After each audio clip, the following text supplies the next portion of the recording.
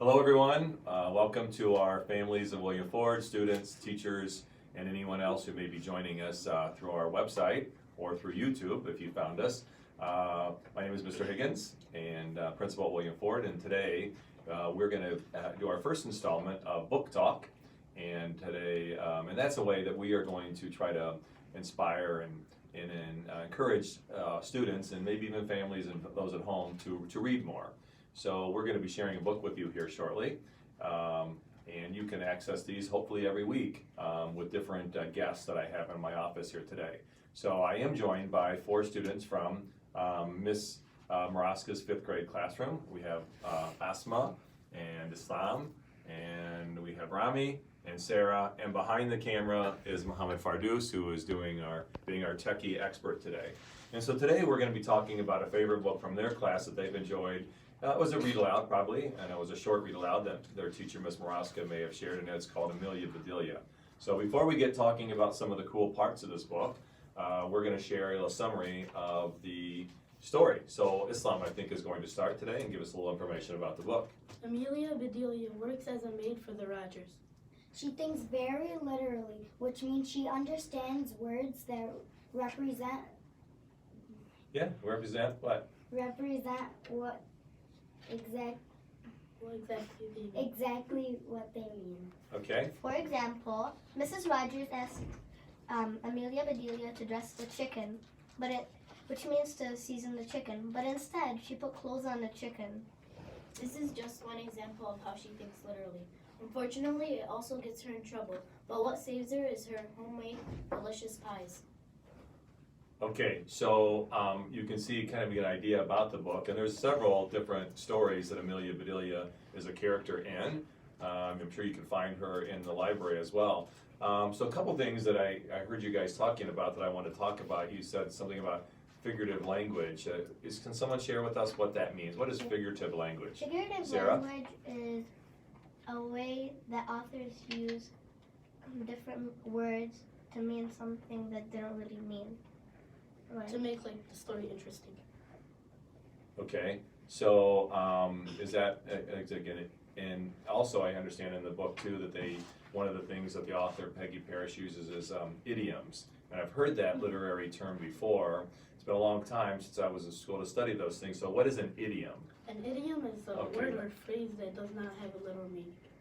A word or phrase that does not have a literal meaning. So who can give me an example of an idiom? Someone have an example? One example. Rami, you want to look at the camera there? And One example of an idiom is in the book Amelia Bedelia.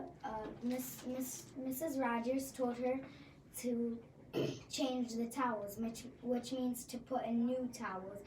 But Amelia Bedelia, we know that she thinks literally. So instead, she cut the towels. She changed them. She changed the change what they look like instead of changing the whole towels.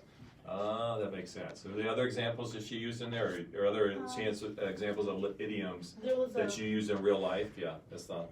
There was an idiom in the book called to dress the chicken would mean to stuff the chicken, but what she actually did is dress the chicken with clothes. Oh, okay. Or in another part, they Sarah? said to dust the furniture, which means to remove the dust, but instead she put dust on the furniture.